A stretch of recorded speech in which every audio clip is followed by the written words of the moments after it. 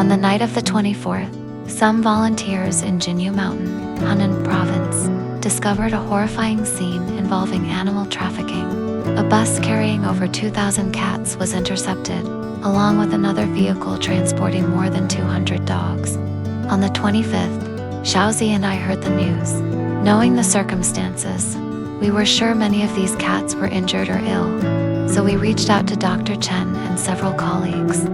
They drove for an hour to meet us and then we all drove together for more than 4 hours to the scene. By the time we arrived, it was already past 6 p.m. The police, market supervision officials, and local management teams were already on site.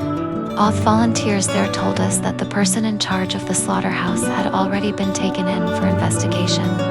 The more than 200 dogs had been temporarily handed over to a stray dog shelter in Shenyang City. Since we weren't present when the cats were first discovered, we had to rely on the volunteers to tell us what had happened. Apparently, on the night of the 24th, one brave female volunteer came across a large truck on the road. She noticed strange sounds coming from inside, and upon getting closer, she realized there were cats inside. She followed the truck all the way to what looked like a slaughterhouse. Other volunteers soon joined her. During the negotiation, the truck driver couldn't provide any proof of purchase for the cats. Communication completely broke down between both sides. Eventually, the police arrived and detained the butcher, and the slaughterhouse operator was taken in for questioning. Market supervision officials and volunteers worked together to rescue and care for both the cats and dogs. The dogs were taken to a temporary shelter. But what about the more than 2,000 cats?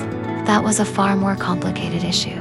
Later, volunteers in Chang City shared that a warehouse had been rented at Hangfeng Construction Materials Square in the Shift District.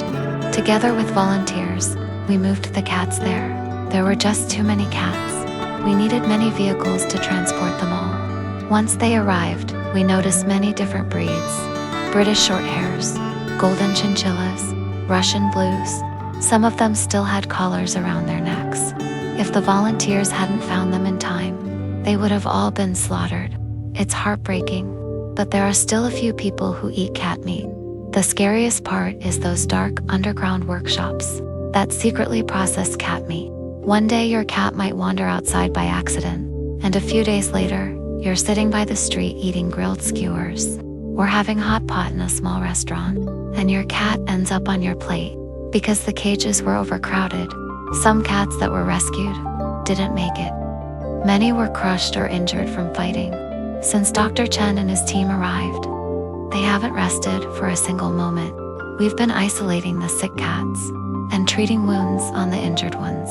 Among them, there were some lucky souls. They survived long enough to be reunited with their owners. We shared pictures and messages. Please, check these photos. Is this your cat? This one looks like yours, doesn't it?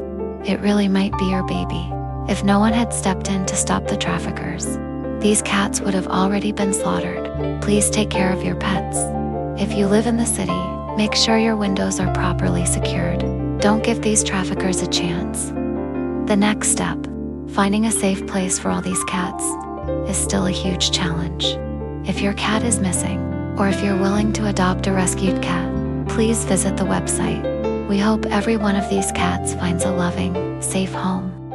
If I hadn't witnessed it with my own eyes, it would have been hard to believe. A poor stray dog accidentally fell into a ditch, struggling to climb out, but the walls of the ditch were steep and slippery, and it failed repeatedly.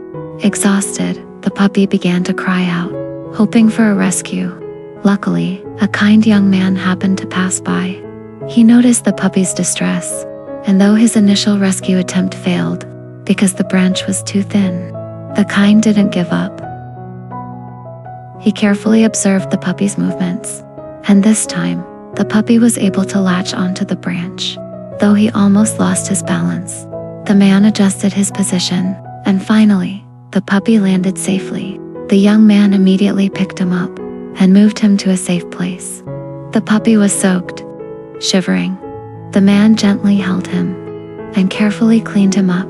Then he felt a sense of compassion. Taking the puppy home with him, he trimmed the puppy's tangled fur And under the care of this kind soul, the puppy looked brand new. It seemed the puppy could feel the kindness in the man, quietly embracing it all. The next day, the kind man brought the puppy to be introduced to other strays he had adopted. The puppy quickly adapted to the new environment, getting along well with his new companions, playing together, sharing food. In this new home, filled with love, the puppy found hope and courage in life. From then on, the puppy lived not only a happy life, but also had a loving owner. I believe that with the careful care of kind-hearted people, the puppy could grow strong and live a happy life. Thank you for your presence, for the good deeds you've done, for showing us the best side of humanity. Thank you for your beautiful life. I hope all wild animals are treated with kindness. In the middle of a desolate landfill on the outskirts of the city, there was a small brown dog with matted fur. But due to mange, only a few patches of fur remained on its fragile body. It was injured and walked with a shaky, unsteady gait. When I appeared, it was terrified. But after a while, realizing I meant no harm, it slowly began to calm down. It survived by scavenging scraps of leftover food thrown near garbage bins. It broke my heart.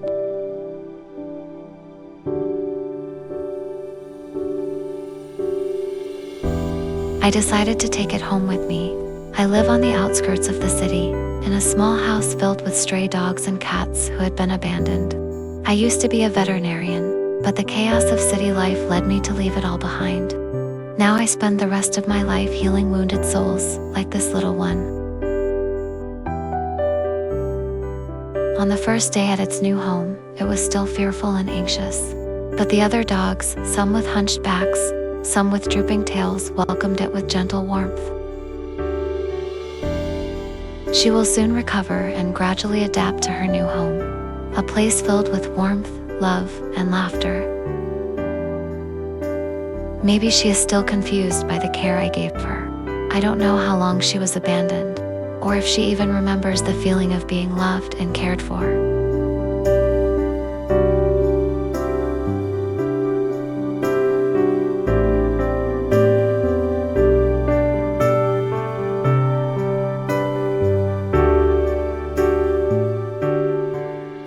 Because of the litter box full of bacteria, she got a skin infection.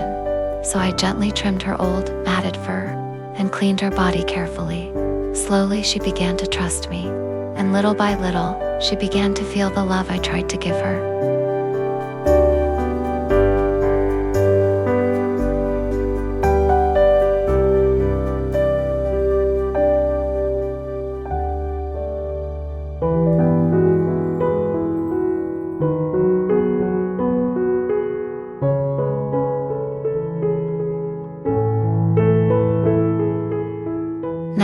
She eats well, listens attentively, and acts like the sweetest little soul.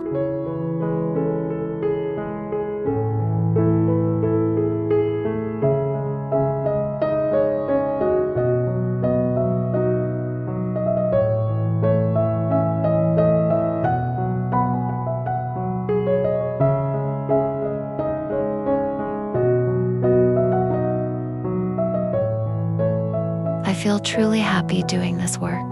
It feels as though I was born for this very purpose, to bring love and happiness to these precious little souls. Please heal quickly, my dear, and may you find joy and peace in this new life you've been given.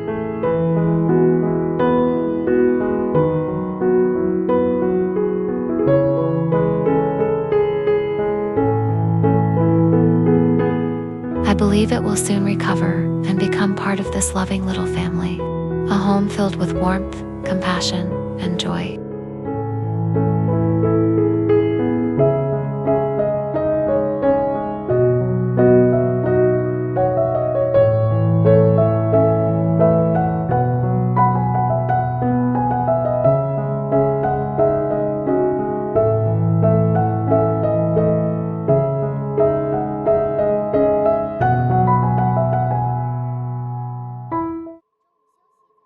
I found a little puppy downstairs at my company during my lunch break. One of its legs was broken, wrapped in tape.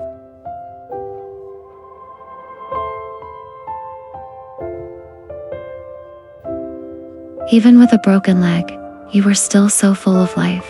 I kept wondering why you didn't seem to feel any pain. It was heartbreaking to see how small and fragile you looked. So, I took you to the vet. The doctor examined you and said that your leg had lost all feeling. No wonder you were hopping around like nothing was wrong. But once the tape was removed, the pain finally set in. You lay still, not moving at all. Even when the doctor gave you an injection, you didn't react.